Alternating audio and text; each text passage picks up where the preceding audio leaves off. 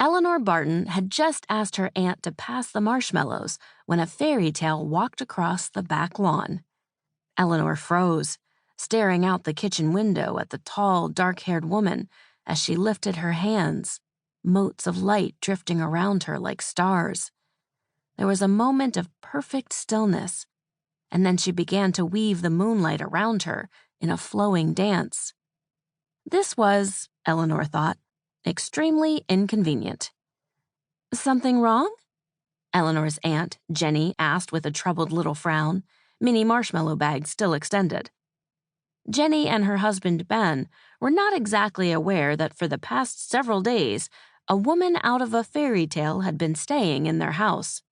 Not just any woman, the girl with backward hands, heroine of a number of the stories in 13 Tales of the Grey. Her name was Wander, which was all she'd managed to tell Eleanor and her friends before she declared herself weary and fell asleep. For 4 solid days. "Nothing's wrong," Eleanor said quickly. Luckily, Aunt Jenny and Uncle Ben were sitting with their backs to the kitchen window, but Naomi, Eleanor's 7-month-old cousin, giggled madly, pudgy hands stretched toward the window. At least this meant Wander was awake. "You can talk to us, you know," Ben said.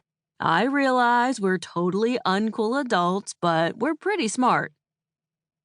Jenny and Ben had been trying to turn hot cocoa night into tell us your problems night for months, but Eleanor couldn't exactly break it to them that her problems were less homework is hard and more immortal bad guys are trying to capture me and my friends so they can get home to their freaky evil world.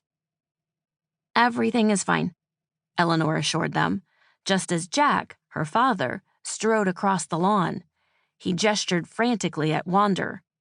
Wander dropped her hands, and the moonlight trailed to the ground with a sound like a violin bow sighing across the strings. Jenny started to turn to see what had made the noise. In a second, Jenny was going to see Wander, and while most people couldn't see magical things properly or remember them once they had, that forgetfulness came at a price. Just this past spring, mud monsters had attacked the house and kidnapped Ben.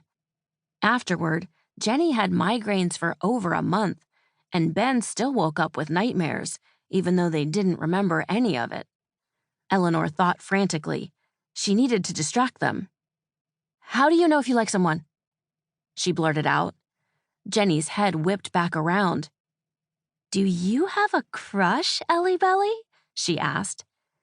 "You haven't called me that since I was 4, Eleanor complained, cheeks turning red hot. "And no, maybe, I don't know." It had just been the first thing she could think of.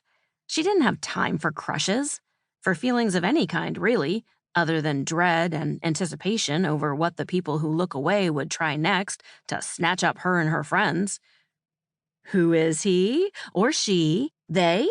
Ben asked. His eyes narrowed. "What are their future prospects, career-wise? Can they pass a background check? Can they change a tire?" "Uncle Ben, I'm 13. No one my age can change a tire," Eleanor said, rolling her eyes. "And there aren't any criminal masterminds at my school." Jack was herding the reluctant Wander away from the house. They were almost out of sight. Naomi gabbled and waved. Eleanor popped a cheesy puff into her hand, and Naomi shrieked in delight, momentarily distracted. "Is it that kid who was helping you with that language arts project? What was his name? Andy?" Jenny asked as Naomi slammed the cheesy puff enthusiastically against the table. "He was super sweet, and cute too, if I'm not mistaken." Andy Park was sweet and cute. It was true.